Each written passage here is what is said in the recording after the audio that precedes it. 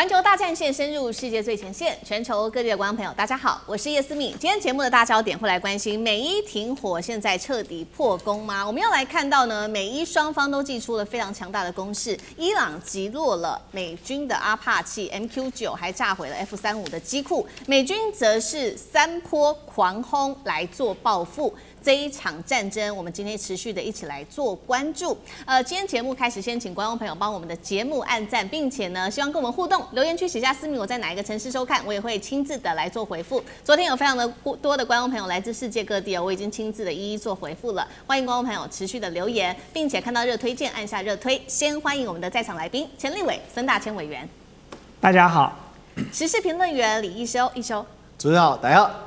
資深媒體人彭華幹，幹哥，思敏好，大家晚安。好，今天觀眾朋友，我們來3個火線話題，等一下請我們的來賓特別幫我們做解析。第一個，我們來看到伊朗啊，他高調宣稱了，他做了21起的攻擊，直指的包括了美軍基地，還有 F-35的設施。美方說了，這一場美伊的互轟啊，只是一個自衛性的打擊。到底現在美伊雙方誰真的掌握話語權呢？這第一個問題。第二件事情，今天也會來關心，美伊停火之後，沒有想到還是爆發了最猛烈的交火。那麼美軍一架阿帕契被擊落之後，隨即就用3波的空襲做反擊。這一輪升級到底是局部的報復，還是這個戰爭又再進入到準全面開戰的狀態呢？這是第二個問題。最後也會來關心，現在荷姆茲海峽成為新的導火線，阿帕契疑似遭到無人機擊落之後，代表美軍在低空作戰的優勢被破解了嗎？美軍在波斯灣的海上封鎖能力是不是被伊朗逐步的瓦解？今天就這些議題，我們會一起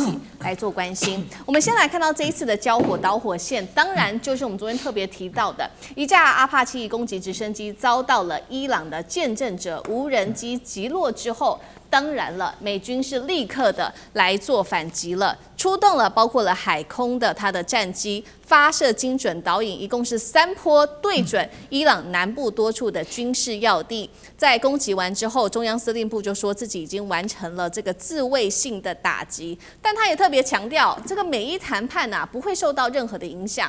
在這個美國做了這一波的攻擊之後，伊朗革命衛隊就說已經對這個美軍發動了21起的報復性打擊，並且他說摧毀了重要的關鍵目標。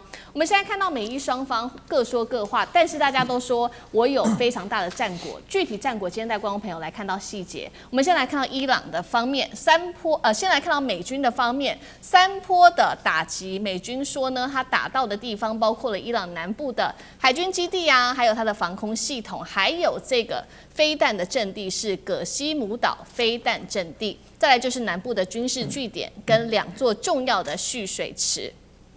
革命衛隊這一波的攻擊其實比美軍還要更猛烈，一共是21起的攻擊，涵蓋範圍包括了巴林、約旦、科威特等等美軍的目標。出動了無人機襲擊，包括在巴林的第5艦隊總部，還有呢，包括了他發射他的固體的燃料飛彈，重挫美軍駐約旦的這個空軍基地，再來還摧毀了多處的這個關鍵目標，包括 F-35戰機的掩體、指揮控制中心，還有2處重要軍事目標，還有就是一架美軍的 MQ9死神無人機也被擊落。伊朗外長說了，美國若想保全性命，就立刻滾出中東，還要美軍血債血還，自己在伊朗方面會血戰到底。所以今天節目一開始，先請委員來幫我們看，不是說好要和談了嗎？這一波互攻象徵的意義是什麼？這一輪這樣子攻擊對美軍真的有好處嗎？委員怎麼看？對，其實我們在節目裡頭已經一再跟大家提過哦，就是說這一次的停戰，某種程度來說，你只能把它當作是一個很脆弱的不穩定的停戰哦。為什麼我要把它定義成為是一個很脆弱不穩定的停戰？因為在這一次交戰的3方哦，美以伊3方裡頭，真正希望停戰的只有美國。對以色列跟伊朗來說，他們沒有達到他們最終目的之前，他們不可能會停戰的。那麼美國現在是想用停戰這樣的一個借口來打擦邊球，然後想辦法抽離現在中東的這樣一個泥淖。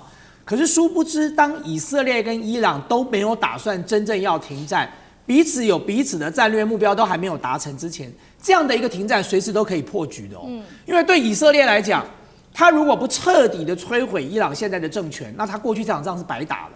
對伊朗來講，他準備了30年才跟以色列和美國攤一次牌哦。如果這一次就摸摸鼻子，就這樣大事化小，小事化無了，那他先前死的、先前被炸的，通通都白犧牲了。所以對伊朗來講，他也絕對不可能接受現階段的停戰狀況哦。那麼因此你就會發現說，雖然川普每天都在喊停戰，可是呢，其實根本就沒有停戰。以色列不斷的在攻擊這個真主黨，真主黨也趁機來做出反擊。然後前一段時間你才看到了這個以色列跟伊朗大家互轟了一輪呢。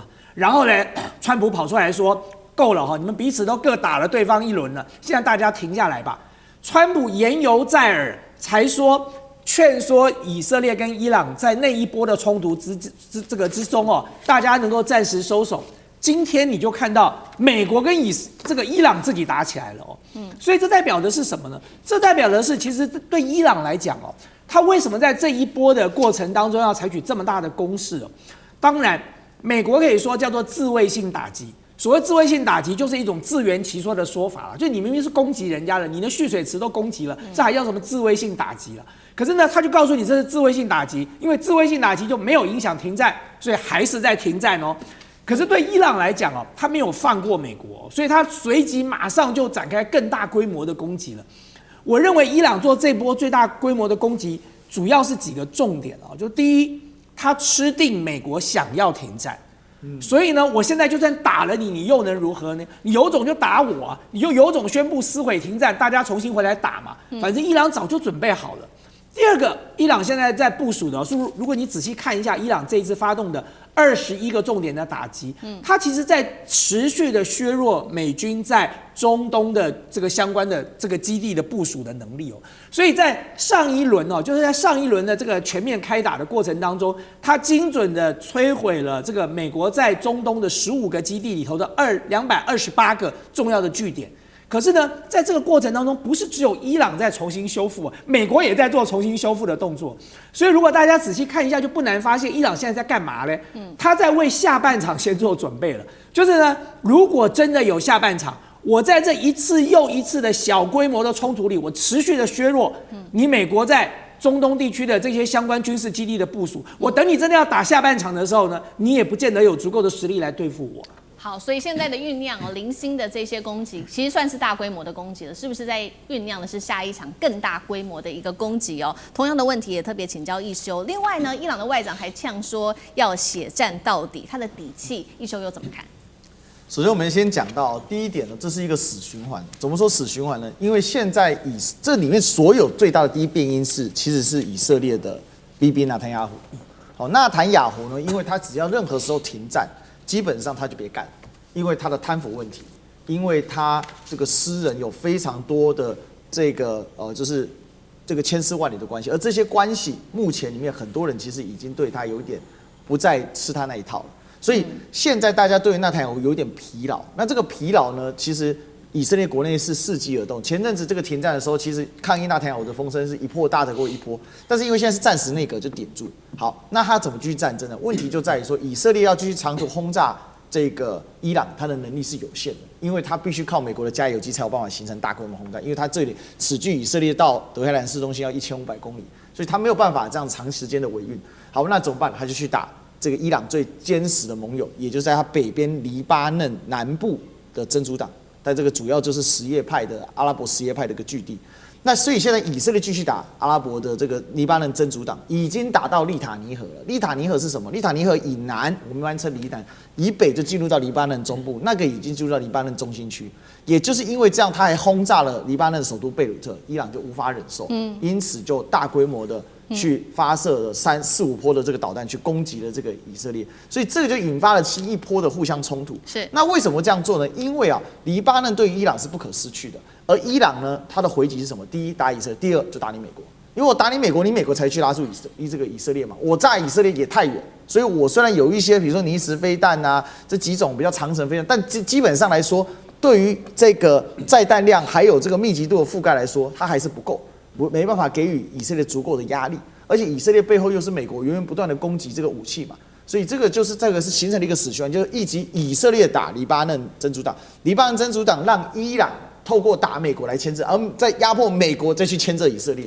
但這裡面沒有任何人是斷點的話，那完蛋，就是不斷的在那邊尋找。這是第一點。第二點，此消彼長。剛才這個大千委員有提到一個問題啊，伊朗跟美國都在做準備，做第二下半場的準備。但是下半場準備靠什麼？靠工業能力。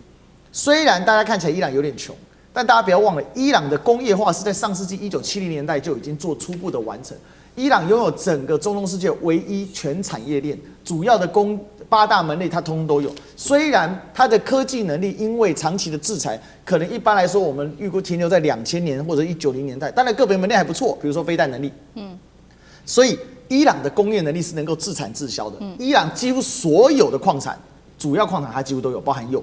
它只有唯一就是鋁土稍微少了一點，但是這影響不大嘛。哦，主要呢，你有鋼鐵那個事情就解決了。它有最多的石油，它是世界上原油儲備第3多的國家。哦，那也是世界上的天然气儲備第2多的国家，所以它的工业原材料它是源源不絕的。大家知道旁邊的阿富汗、巴基斯坦，甚至像是伊拉克，很多都是大量的使用伊朗的工業產製品。所以此消彼長在哪裡？我可以不斷的工業再起造血能力，而你美國啊，去工業化太久了。你光是要補充彈藥，你看台灣現在光排隊啊，說要排這個薩德菲，要等5年啊，5年還是基礎的，所以這此消彼長，我不怕再跟你衝突嘛。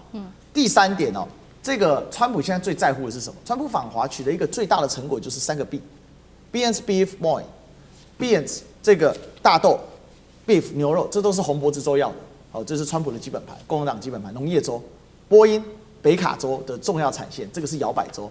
要落實這些具體的成果，那就必須要趕快停戰，專注回到經濟發展，因為這是習川會的具體成果，要趕快帶回去。所以這裡面就是川普着急，那伊朗就是利用你這個着急，讓你去壓迫以色列，因為只有納坦雅胡停下來，這整場中東戰才有停下來的可能性。所以這個就是所謂的伊朗底氣，既有自身工業能力，也有在這個大戰略形勢上的過程，還有看穿了川普現在的急眼。好，剛剛特別看到的是這個伊朗的底氣有3大底氣，那我們再來看到伊朗其實還有另外一個關鍵底氣，等一下請幹哥來特別幫我們看，這個地點就是在荷姆茲海峽，因為呢我們要來特別做觀察的事情是不是伊朗現在已經掌握，特別是在荷姆茲海峽這邊低空的一個空軍的優勢哦，讓美國是暴露在伊朗的它的這個包圍之下，原因是因為我們來看到阿帕契這一次，我們剛剛特別提到了嘛，它墜落在荷姆茲海峽。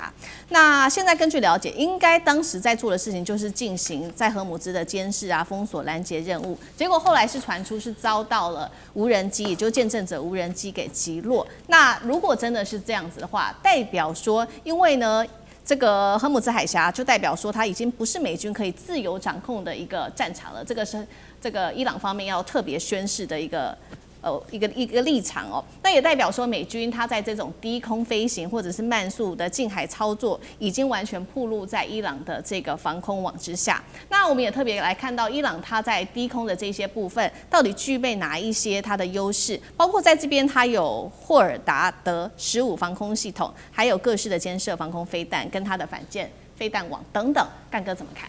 好，你要看到說。我們第一時間我們就想到說，這個一定是被肩射飛彈擊落的，就是單兵武器，對不對？或者它是被比較低空的防空飛彈系統給打下來的。照理講，這才比較符合我們的研判。可是這一次，大家可以注意看川普的講話，以及就是說我們現在可以看到美國中央司令部他們的釋出的一些訊息，雖然不多，但大家看到我特別帶了這一架 AH-64E。來給大家看啊，這個就是阿帕契直升機。從上面看，它就是長弓雷達。長弓雷達可以看到多遠？它可以看到40到50公里之外的目標。也就是說，我可以看到很遠的地方。然後為什麼會有長弓雷達的意思？就是說，其實阿帕契它都是停在樹梢的高度，所以說你常常會讓敵軍看不到，這就是它的優勢。等到它已經算好你的距離的時候，它發射。他用他的光電頭在這邊，他發射他的光電頭，用雷射測距儀測出距離之後，然後他就會指揮這下面的地獄火飛彈進行攻擊，一次帶了16枚。大家看到16枚嗎？這是4枚，旁邊還有再8枚，總共有16枚，就代表他可以對付16個目標。在正常的狀態下，他在烏克蘭跟俄羅斯的戰場上面，它是對付坦克用的，所以它為什麼叫坦克殺手？那像這樣子的直升機，所以它常常飛到荷姆茲海峽的上空，它也是低空飛的。所以在這種情況之下，你要把它打下來，不是那麼容易的事情。所以為什麼這一次事情一發生，照理講革命衛隊他一定要講啊，我幹的，我幹的啊！我現在就馬上發布消息說，你看美帝的那個最強攻擊直升機被我打下來了，可是沒有你知道為什麼嗎？後來我們進一步分析才知道說，哦，原來它是被見證者無人機撞下來的。我為什麼用撞這個字眼呢？因為說一句實在話，他因為如果說是見證者知道他在哪裡而去攻擊他的話，那你大可公布戰果。可是這一次連阿帕契的飛行員都沒有受到紅外線警告，沒有受到紅外線警告就是什麼意思呢？就是說來打我的不是飛彈。於是無人機的紅外線訊號跟軌跡很低，所以不是被飛彈打到的，而是被無人機給打到的。這就完全顛覆了我們的觀念。什麼意思？現在可以用無人機來打你，這件事情在俄烏戰場上已經發生了，所以美國沒有提供太多的那個阿帕契直升機給烏克蘭。為什麼？他知道沒有用，碰到無人機必死的啊，穩死無疑。但是這次在伊朗，在荷姆茲海峽上面驗證了說，原來見證者可以打阿帕契這件事情，你就會覺得說，這完全是顛覆了我們的想象，可以打得到你哦。而且我跟你講，那麼小小的一架，竟然可以把這一架高達2000萬美金的直升機給揍下來。然後說句實在話，革命衛隊他們自己也是在盤算說，奇怪，我們到底放出幾架，在什麼空域，在什麼情況之下打中了這架直升機，而這架直升機上面的飛行員怎麼沒有回避，怎麼沒有發現無人機？代表什麼？代表無人機根本防不勝防嘛！你算不到它的距離，你算不到它的方位，跟算不到它的軌跡，所以你才會被它打中。所以這件事情是非常重要的。然后再來一點呢，就是說為什麼這2名直升機的飛行員竟然，通常來講的話，只要被那個就是說飛彈啊，不管啊任何的武器打到啊，大概上面的飛行員都不會倖存的。為什麼？因為他沒有彈射椅，他彈不出去。他一彈射出去，一定是打到自己的螺旋槳。是。所以坦白講，直升機飛行員是非常危險的。然而他們就這一次啊，終於可以跌在海裡面2個小時之內被美軍自己救回去。這又是另外一章。什麼一章？就是說直升機飛行員他竟然可以死裡逃生，而且他死裡逃生是誰救他的？是無人艇救他的。這件事情是很大的戰術意義。為什麼？因為無人艇來救我啊，通常都是要有人的吧，不然你怎麼知道他落在哪裡呢？因為他们的信標做得非常的好，就是說他的信號的，他可以發射信標大概48小時，結果他在水裡面泡了2個人一起抱在一起泡了2個鐘頭之後就被找到了，被找到之後由無人艇救回來。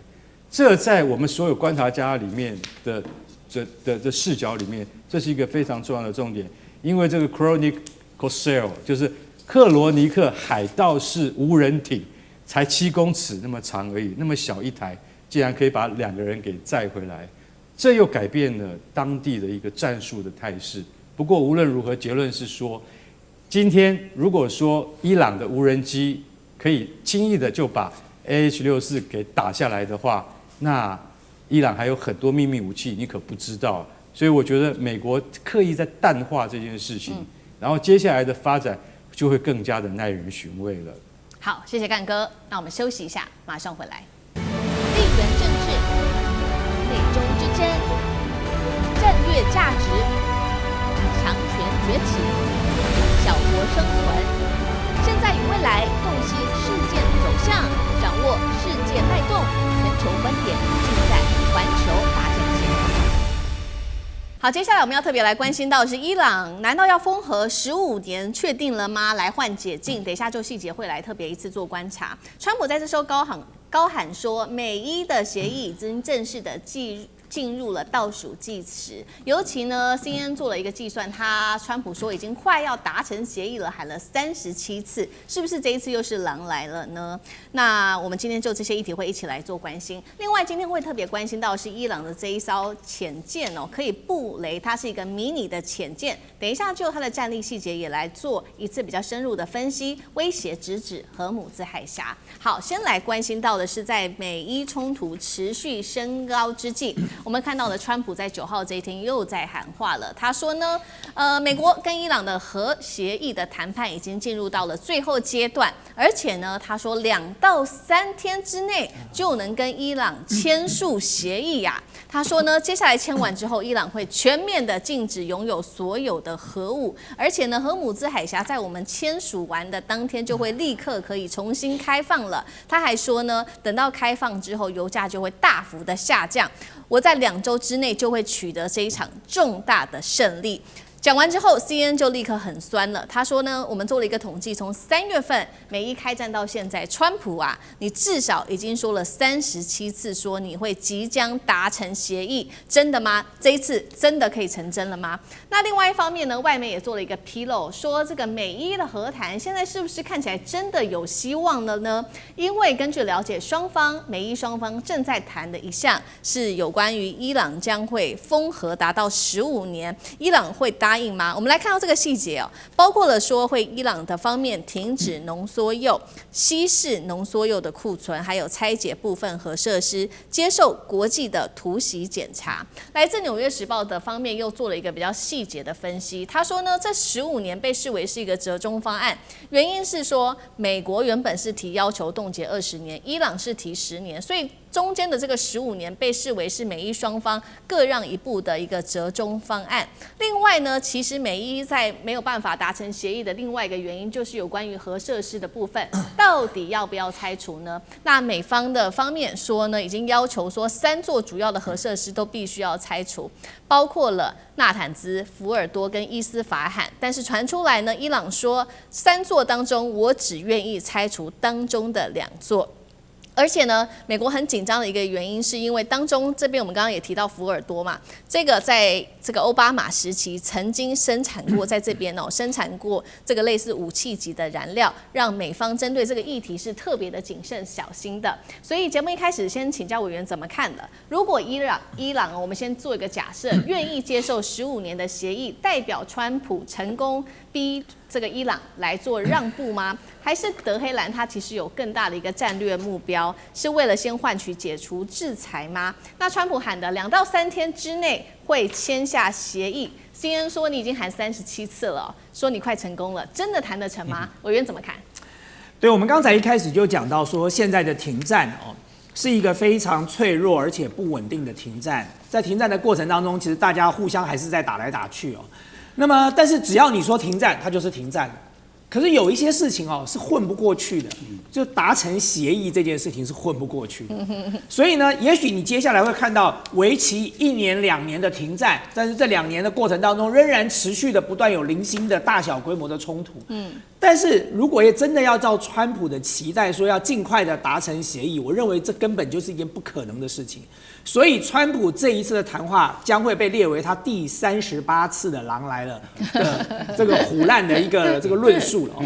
而且大家仔細注意一下哦，這個川普在每一次放話說要達成協議、取得重大勝利的時候，他們都玩了另外一招，他們都會去找一個美國的媒體來配合放消息。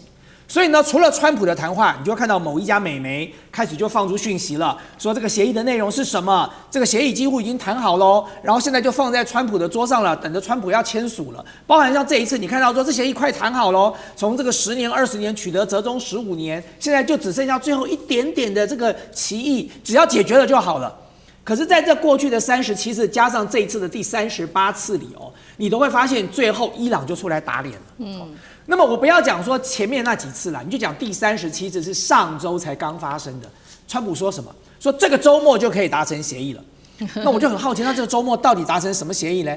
這個周末，如果你還記得，思敏，這個周末就是以色列跟伊朗兩個人對打了一輪，就不但沒有達成協議，以色列跟伊朗兩個人狂轟猛炸對打了一輪，還需要川普出來按捺雙方，說大家冷靜哦，大家不要再打了。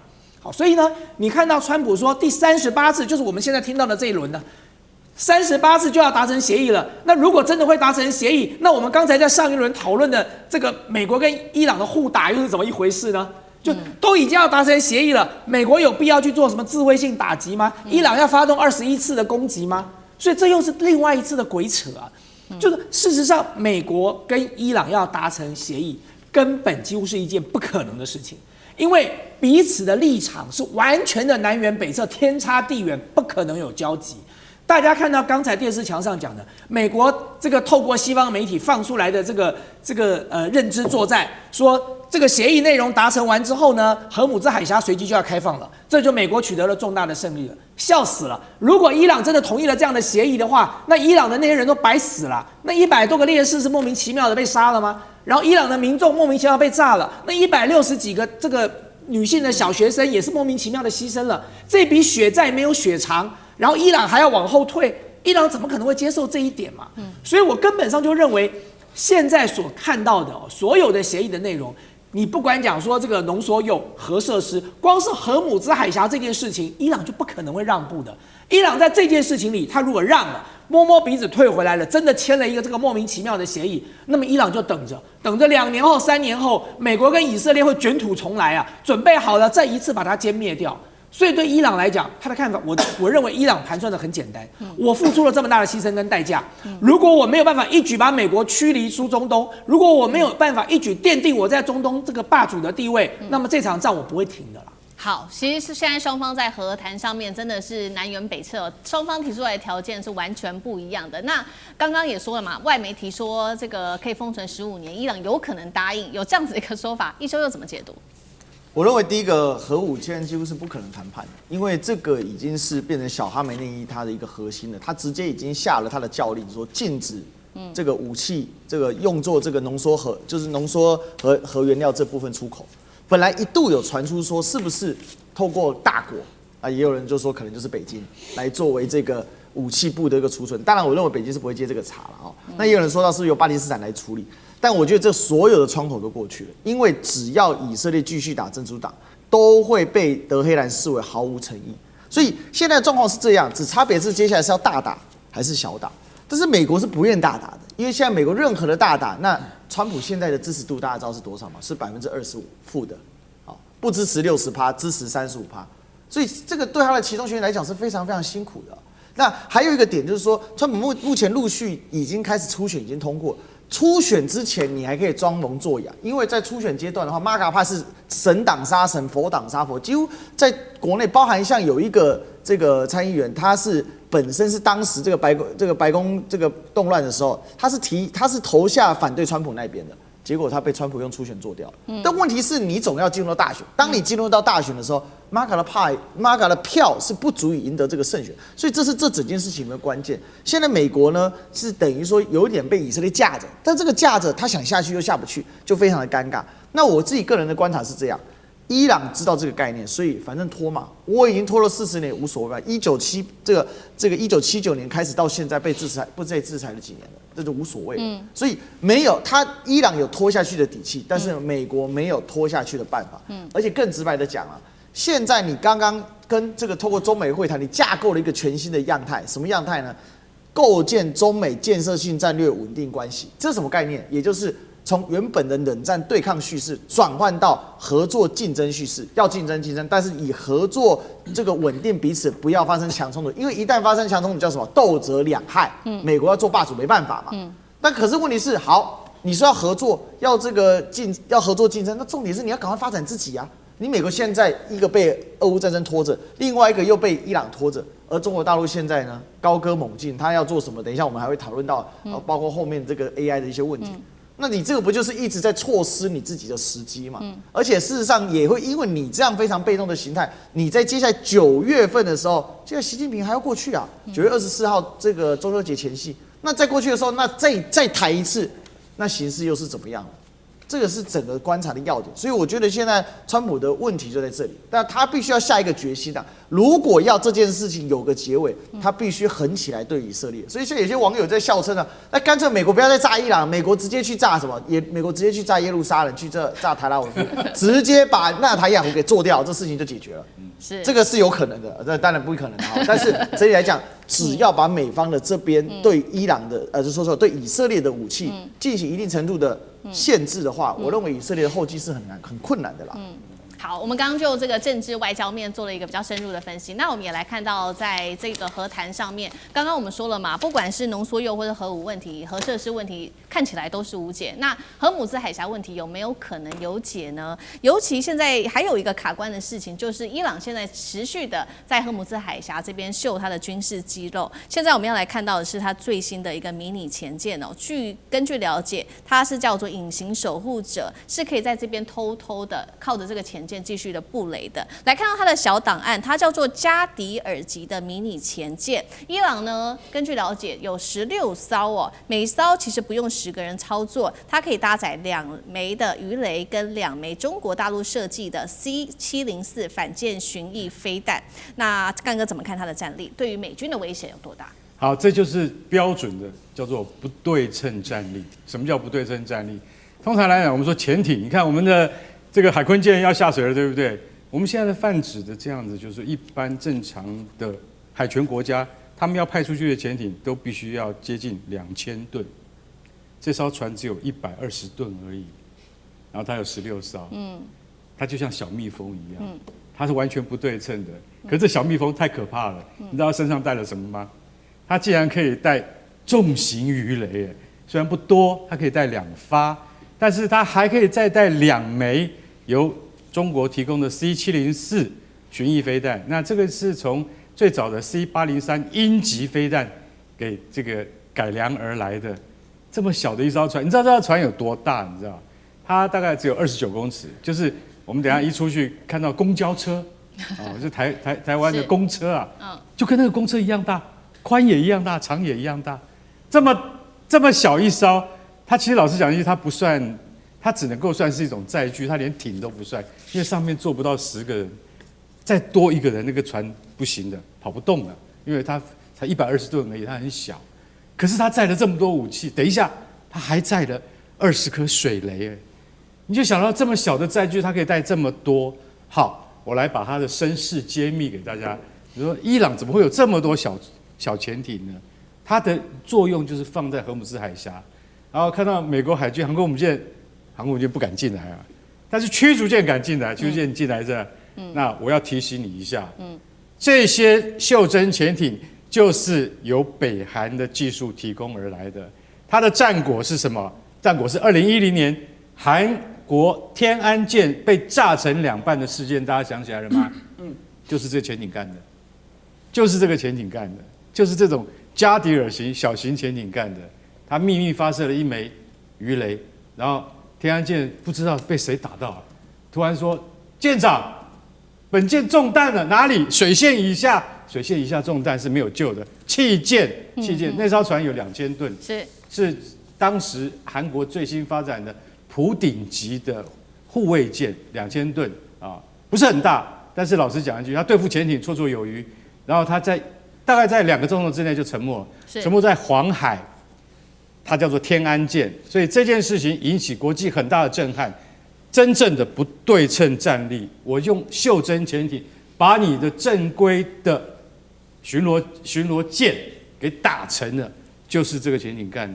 所有的技術從北韓移植而來，所以我講完故事之後，大家會想想看，這玩意兒可不可怕？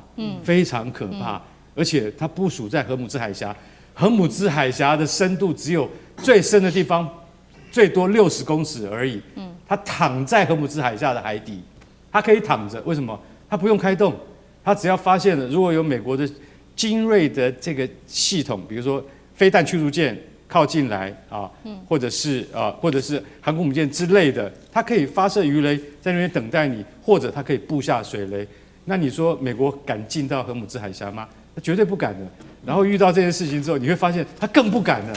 所以這個戰爭，像委員講的，還有得打。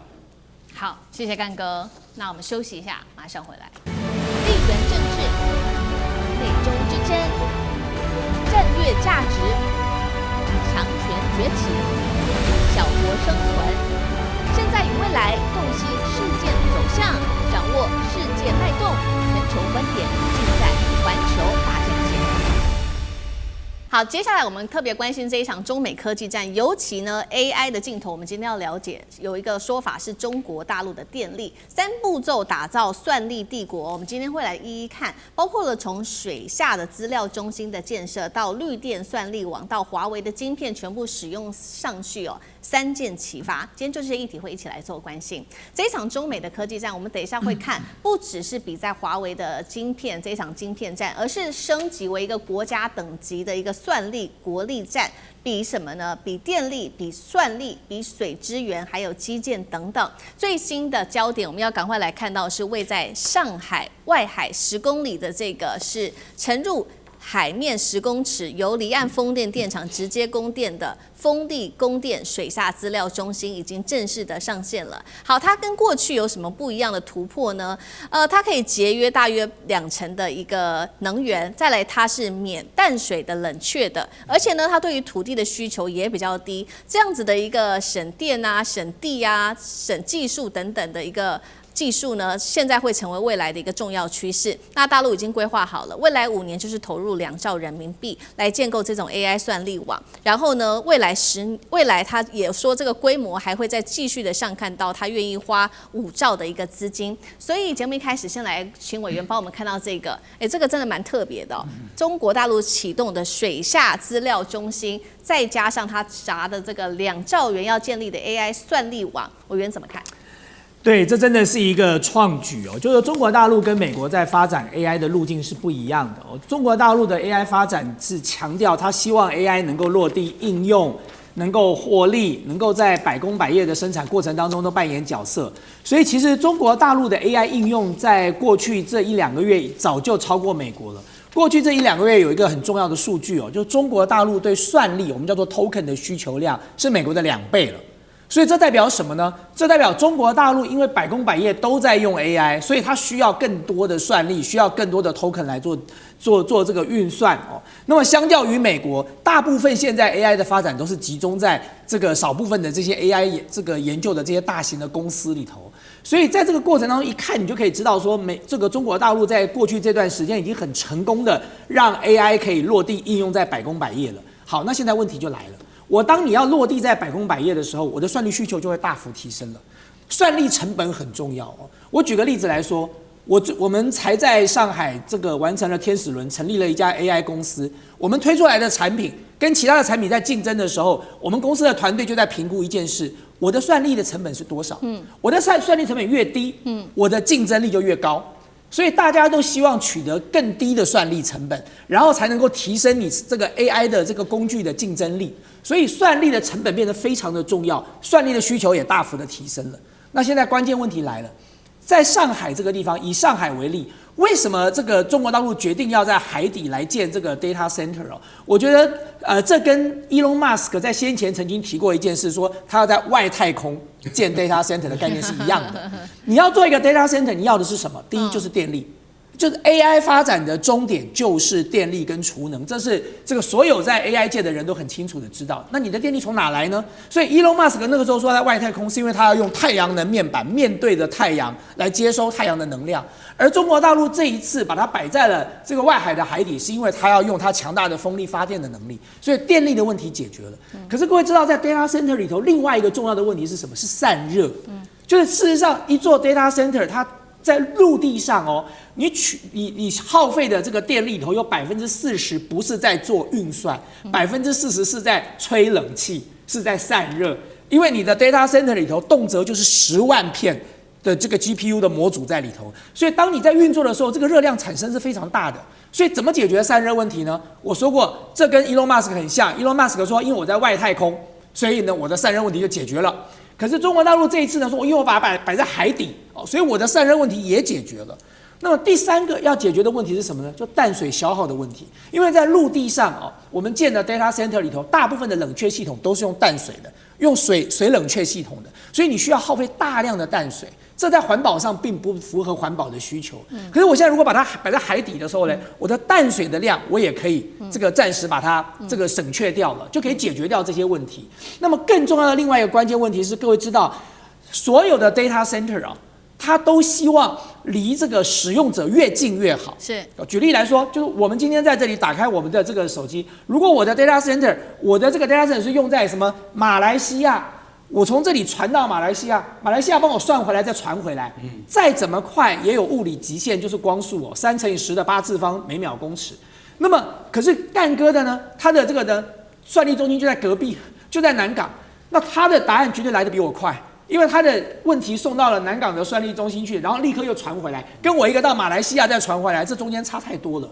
所以呢，當這個在上海設立的這樣的海底的這個運算中心的好處就是，那以後對整個大上海地區來說，他們就有福祉了。我們在做算力的時候，我們可以更快的得到這個我們所需要的答案，節省了非常多的時間。所以我未來可以預期得到，就是如果中國大陸這一次在這個上海外海的這個海底 data center 可以成型的話，接下來在中國大陸沿海的一線城市，它都會用同樣的模式，在沿海來建所謂的這個海底的 data center 來解決算力的問題啊。好，所以這個新的一個架構，一個海底的資料中心，現在解決了它的算力之外，還省電，而且還可以散熱等等很多的問題被解決。那另外，其實對於中國大陸來說，這個要建一個國家級的 AI 電力網，很重要的還有它的晶片問題了。現在呢，根據了解，這個計劃已經要求廠商說，接下來呢，80%都必須要使用國產化的設備，包括從這個 AI 晶片啊，到你需要的這個伺服器等等，都要用國產的。包括呢，你可以選擇華為或者是寒武紀等等的本土供應鏈廠商。至於呢，國外的這一些企業，它要求你不可以用，就是排除在外，不管是輝達或者是 AMD 等等。所以代表過去美國用晶片來封鎖大陸，現在變成大陸自己有這樣子的一個市場跟需求，可以來供自己反向供自己的本土 AI 產業鏈了。那幹哥怎麼看？但是光是中國大陸自己的產業就能夠供應這一波所需要的算力跟電力嗎？目前看起來大概還不能達到，但是我跟你講，國家在支持你，一定要達到。為什麼？我坦白跟你講，如果我的目標是什麼？我就是要把 NVIDIA 跟那個 AMD 趕出去就對了。你認為我做不到嗎？我告訴你，中國的市場有多大，你慢慢去想吧，對不对？80%的設備，這個還算是什麼？還算客氣的。80%的設備要國產化、國有化，也就是說 AI 晶片到伺服器全面啊，你要幹嘛？跟華為或寒武紀買，好不好？然後你這個不可以用那 NVIDIA 的東西，目前這2年內可能做不到，但是我可以告訴各位，這個計劃實在太大了。這個計劃真的太大了 ，AI 算力中心現在至少要花2兆人民幣來做。其實2兆是國務院，也不是國務院公布的、啊，就我告訴你說我花2兆，其實是5兆，要花5兆來做這件事情。所以你就想想看說，因為那個誰，馬斯克他也講了，他說你知道那個中國他2025年總共用電是多少度嗎？10.4兆度。美國用電是多少度？美國用電是4兆，也就是說10兆跟4兆是2.5倍，對不對？馬斯克馬上就講說，今年就3倍了。今年就是美國整體，包括家庭、工業的軍工等等的用電加起來，大陸已經是美國的2.5倍，到年底就變成3倍，到明年呢？他說。那個電力的需求啊，那個倍增，中國早就已經看到，他早就已經看到。他說，我從內蒙把電要送到北京來啊，你要這中間一定會有什麼？它一定有延遲嘛？對，它的延遲，可是你要看剛剛大千他說的延遲多久？對，到底延遲多久？他說只有10毫秒而已，10毫秒，坦白講，對一般人來講的話，感覺真的不大啦。可是這個是集國家之力來做的，所以大家看到這個，你就會覺得說，真的會有這麼大的雄心壯志嗎？我認為會。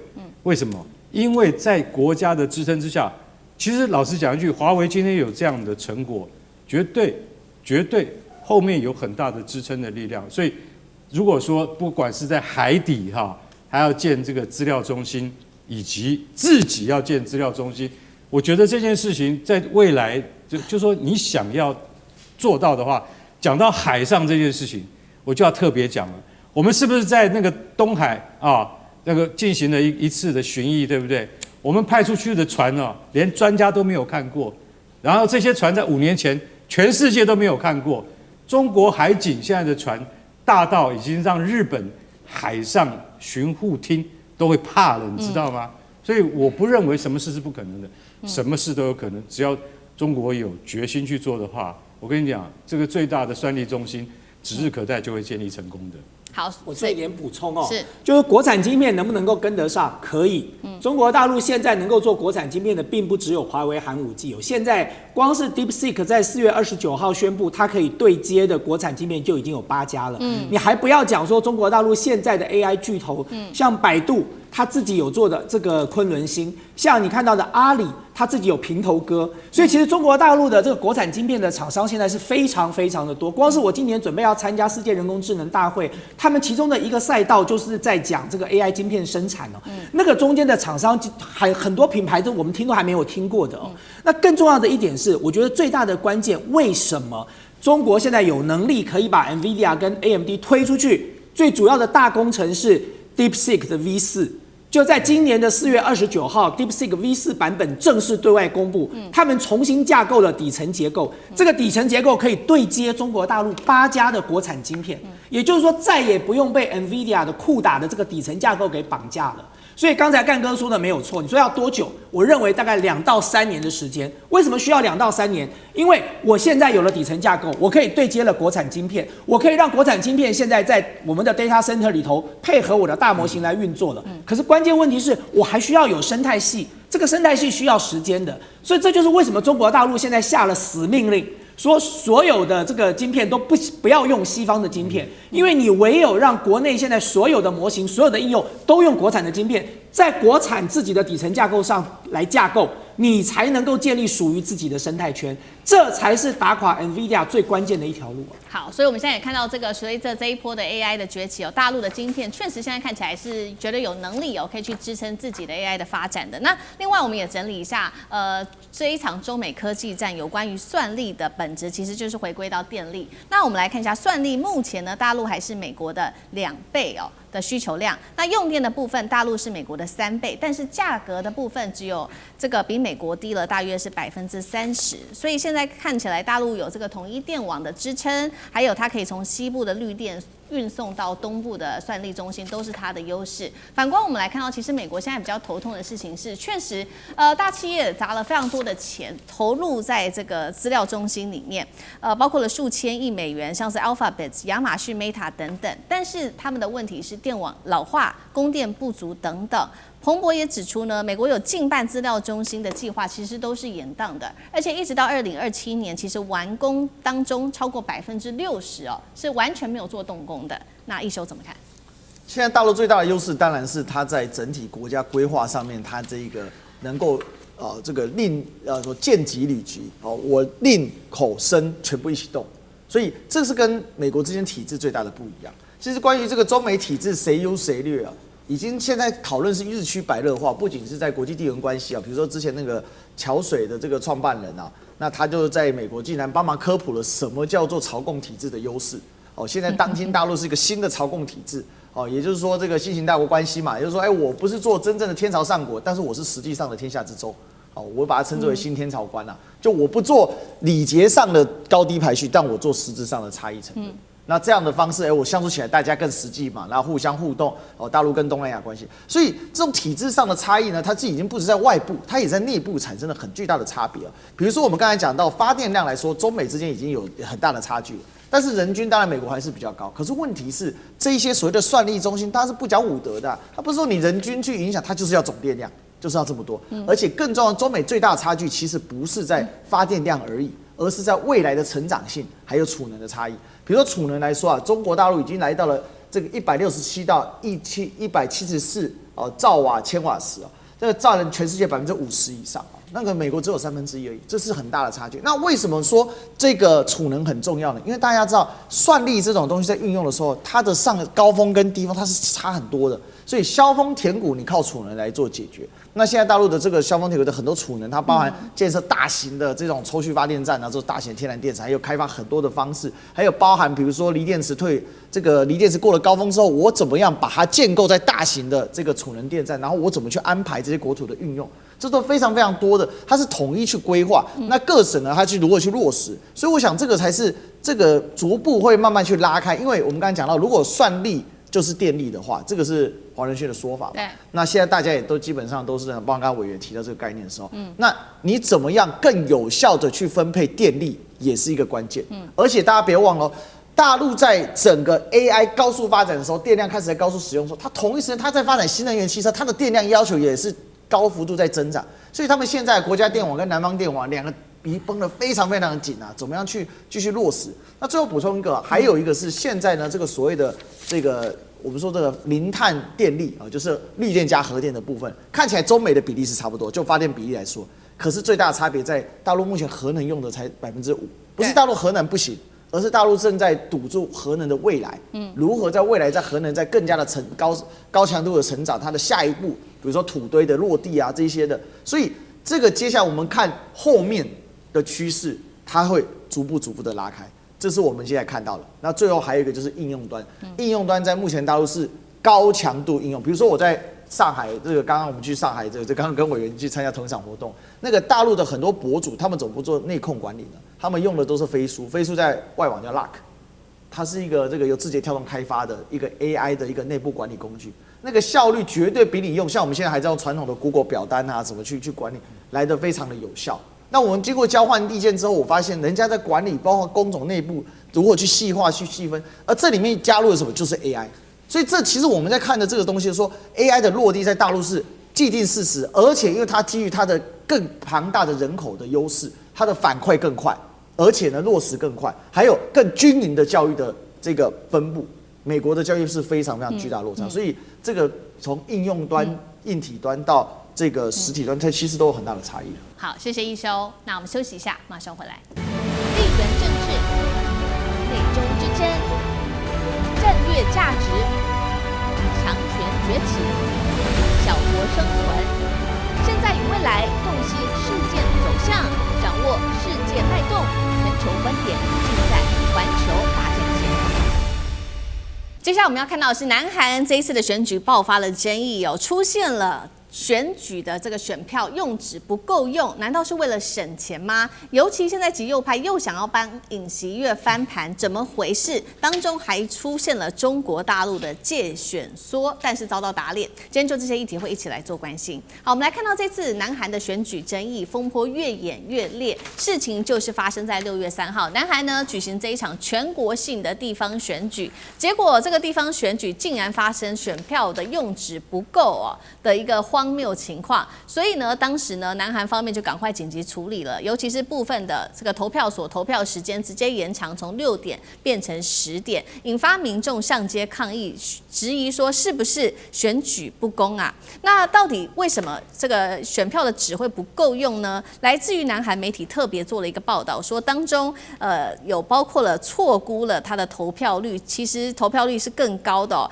因為當初只估了50%的選民人數會來做投票，那麼才會導致這樣子一個問題。第二件事情就是選票呢印制不足，第三件事情就是忽略了事前的投票跟當日投票的一個差異，出現嚴重錯誤。那現在呢，選管會的主委已經正式的辭職了，所以今天節目一開始我們也要來特別關心，其實呢，南韓政府是立刻祭出了相繼的這個因應措施，總統李在明出來道歉之外，還說會特別做調查。那剛剛講的主委。他的選管會主委已經辭職，那到底為什麼會爆發這樣子的一個選舉爭議呢？是因為選票不夠，還是為了省錢吶？那還是有其他操作原因？幹哥怎麼看？我們看這個新聞哈，大家會想到說這到底怎麼回事？我用最簡單的方式告訴大家，就是南韓的極右派在設計一整套的劇本給大家看，而且把中國給拉進來說，我告訴你哦。這一次我們的地方選舉啊，都是那個李在明的這個伎倆啊，而且我跟你講哈，裡面有中國在介選，為什麼？為什麼是有原因的？首爾地區現在有中國僑民10萬，有這麼多人，所以就把中國人給拉進來。而為什麼你知道？因為李在明最親中的，我跟你講，沒有把他拉進來的話，我們在野怎麼會贏呢？現在大概先有一個架構。好，我們現在來講，選票不夠，他說用紙不夠，你聽起來會覺得很瞎，這怎麼哪有這種理由，對不對？是有原因的。很簡單的說，就是說，南韓的選舉已經50年了，都是什麼？可以事前投票，還有正式投票兩階段。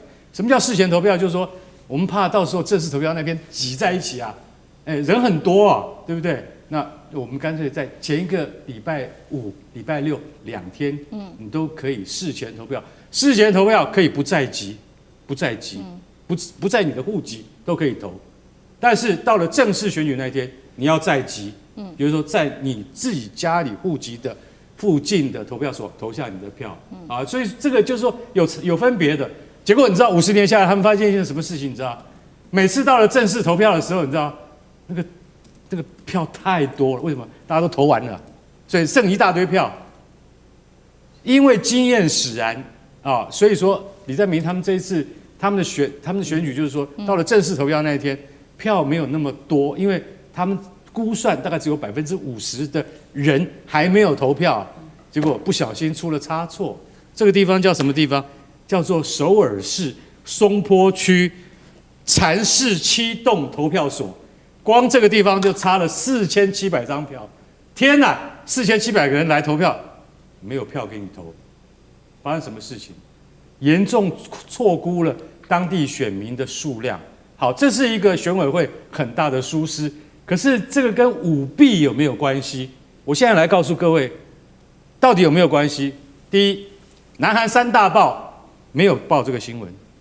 南韓3大報什麼報？東亞日報、朝鮮日報啊等等，這3大報沒有報這個新聞。然後南韓的 KBS 啊，主要電視台沒有報這個新聞。好，沒有關係。你說都是執政黨在操控。再來好了，南韓大學、朝鮮大學的社團有沒有跳出來？也沒有。大家聽懂了嗎？不管是媒體，不管是大學生的社团，沒有人再出來講這件事情，因為他們都認為是選務的措施，這個是行政疏失，而不是選舉舞弊。可是極右派一定要牽扯到李在明是故意的，為什麼？親中派啊要選出這個親中的議員跟親中的地方的市長。好，我現在把結果告訴大家，結果是什麼？你知道嗎？結果是那個國民力量，也就是在野黨，在首爾市的選舉獲勝了，也就是現在下一屆的首爾市長是在野黨的，而不是李在明的執政黨。如果選舉舞弊的話，那請問在野黨不是要跳出來馬上跑到街頭嗎？對不起，在野黨贏了，贏了以後，那照理講，那個極右派就沒有話講了嘛，對不對？我們支持的在野黨他贏了嘛，結果他們還是要繼續講。有陰謀，有陰謀，有陰謀，有介選，有中國人介選。我把故事簡單講完，大家認為這裡面還有中國介選的因素在裡面嗎？對，確實哦。現在如幹哥剛剛特別幫我們提到，這一次極右派跳出來說有中國大陸介選，而且他們還說呢，我們是有證據的，所以他們具體又說我提出了哪一些證據，帶觀眾朋友來看到。他說呢，出包的投票所這個數字啊被篡改，而且呢，開票所他發現有現場呢中國人冒充南韓警察執法。再來說這個計票機有使用華為設備遭到網絡的監控，還有呢，這個選管會是李在明的人馬，不斷的配合中國大陸。委員怎麼看？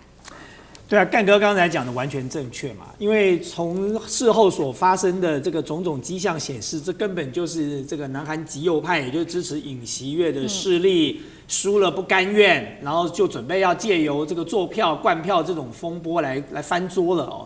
如果真的有做票，大家不要看別的，就光看一個地區就好，就像剛才幹哥講的首爾市。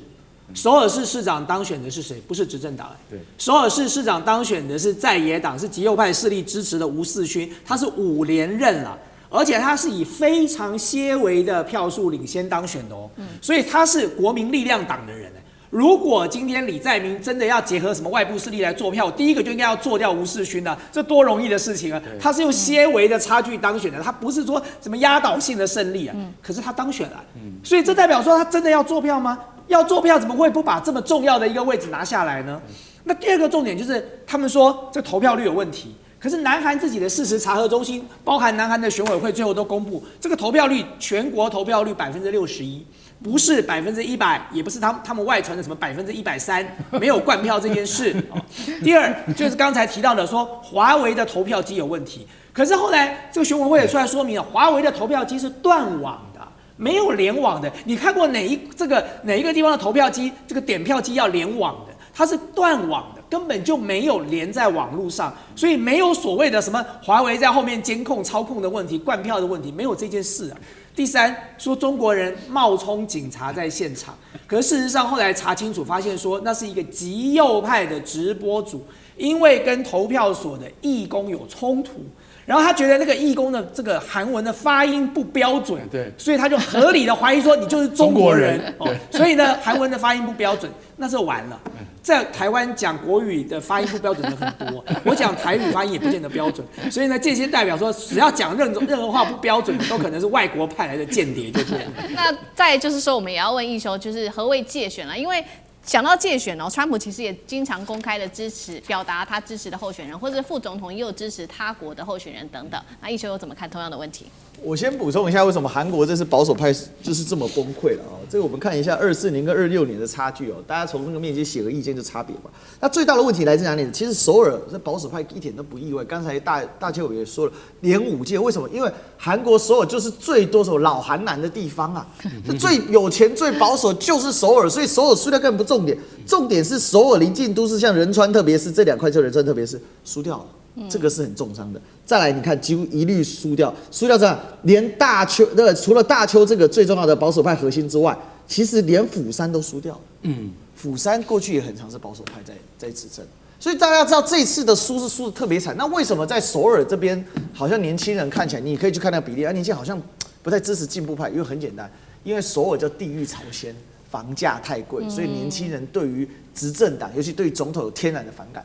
邏輯是這樣子，但是沒有用啊，因為住在首爾的人非富即貴，所以年輕人也沒有多少人有真正的投票權，這個影響並不大哦。這是第一個，所以這叫做大選輸太多，輸到痛口之後的崩潰現象哦，這個不用再理他。第二個講到介選啊，那最愛介選的，說實在的，其實是誰？其實現在是川普政府啊，全世界滿世界介選，之前派萬斯到處去歐洲跑。最丟臉的就是什麼？最丟臉就是匈牙利啊！匈牙利跑去匈牙利，大肆張揚，力挺阿爾班，結果阿爾班16年政權直接垮台，非常的丟臉。所以最近歐洲其實有一點對美國感冒，不太想理他了。這次北約峰會都不想開了，因為開了覺得美國會來亂，乾脆不開。這是有史以來第一次北約峰會乾脆歐洲人說不開的這個狀況，非常的好笑。連那個之前叫美國爸爸的呂特啊 ，Daddy 的那個呂特現在最近也很低調，就是他整個這個事情就是這樣。那操弄中國介選，它是一個很簡單的邏輯，就是說我可以很簡單的把矛盾往外轉移嘛。